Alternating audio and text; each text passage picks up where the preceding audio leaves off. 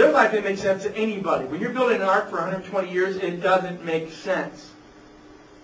People are laughing and joking all the time.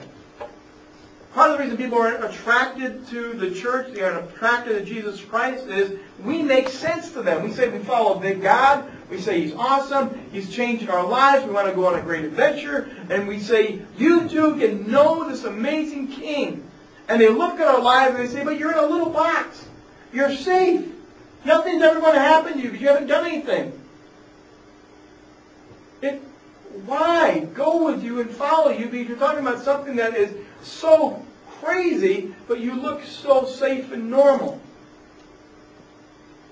Maybe our lives should not look safe and normal, is what Chan is proposing. Is what the Scriptures propose. If you read this and study this, would you believe this was safe and normal?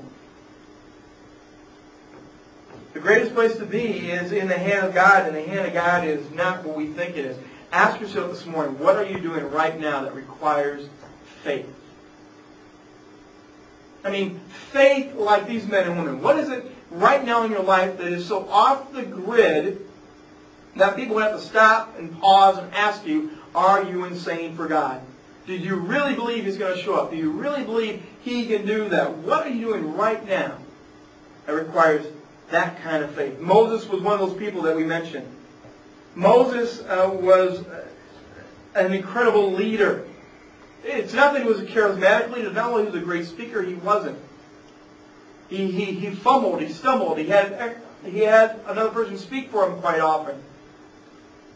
But the people followed because they saw God's hand on him, and he went where God wanted him to go. And he led them out of captivity, out of slavery, out of oppression, and he took them to where God had promised. There was this amazing, great promised land, the land of Canaan.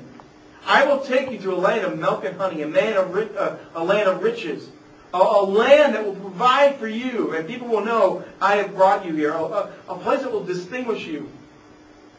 So they come to this point, they've come to the land, and they've come to the edge, and Moses sends a scouting party out. He takes the 12 tribes of Israel, takes one leader from each tribe. He appoints key leaders. He says, okay, you're a leader, you're a leader. You are the 12 spies. You guys are going to go on a covert mission. You guys are going to go over, and you guys are going to examine, and you guys are going to scout out the land. I want you to come back with a scouting report of what the great promised land looks like. Tell us what we're in for.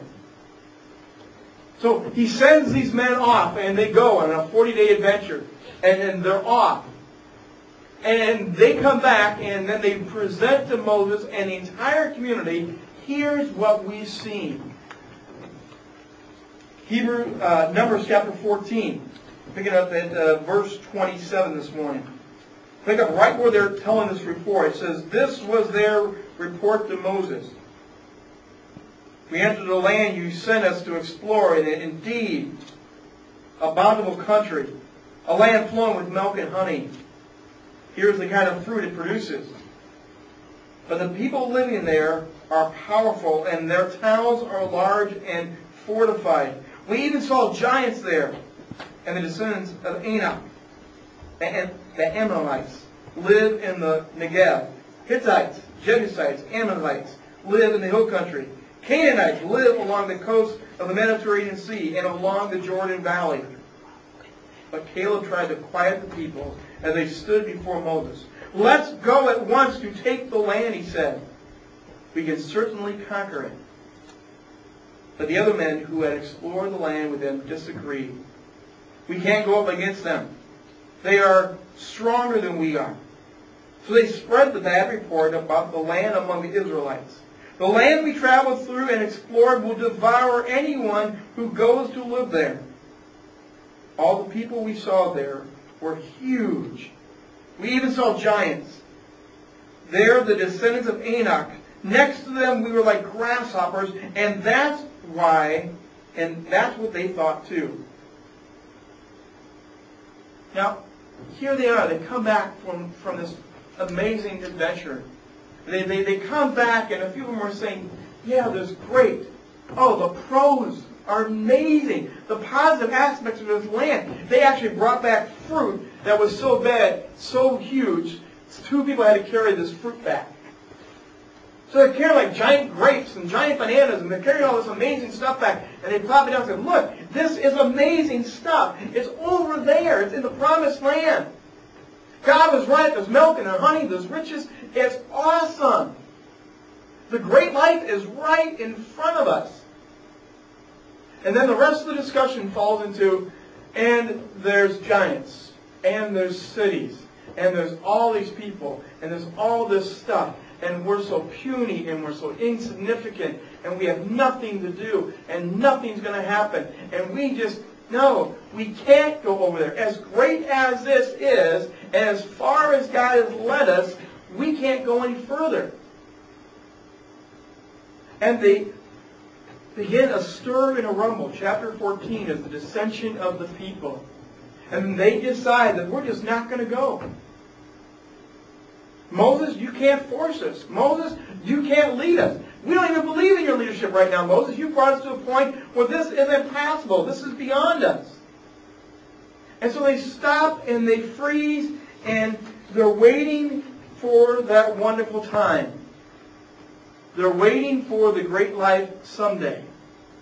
They're waiting for everything to come in the line. And what God decides to do is, you know what? I brought you here. I've led you by day and I've led you by night. I've fed you. I've clothed you. I've brought you out of captivity. I've done so many amazing things. And you sit here on the edge of the best and you are frozen? Don't you see that I'm leading you? So God says, you're going to turn around and go into the desert. You're going to walk in the wilderness. An entire generation will be lost. For 40 years you will roam as if you have no home and no destination. And then I will bring the next generation back to this point, and we will do the same thing again, and we will see if they want to cross over. But all of you naysayers, all of you non-faith walkers, all of you that are waiting for someday, you can wait. But you're never going to get there. You're going to miss it. I don't know of a worse feeling in my stomach. To be a leader, to be Aaron, to be Caleb, to be Moses, I don't know the worst feeling you could ever have than to be on the edge of what God has in store for you and to stand there and say, He's not big enough. Yeah, it's awesome, it's great, it's wonderful, God, but there's no way you can pull that off this week, this month, this year.